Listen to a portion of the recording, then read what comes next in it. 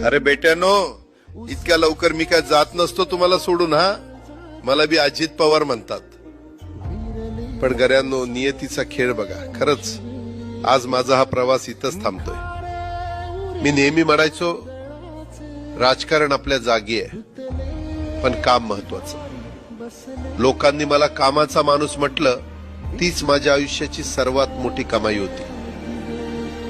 आज निरोप घेताना मन खूप जड आहे, पण एक समाधान आहे की शेवटच्या श्वासापर्यंत मी तुमच्यासाठीच धावत होतो. मी तुम्हाला शब्द दिला होता, जोपर्यंत माझे हातपाय चालतात तोपर्यंत तुमचं भलं करण्यासाठी मी झटत राहील. नियती बघा कशी असते.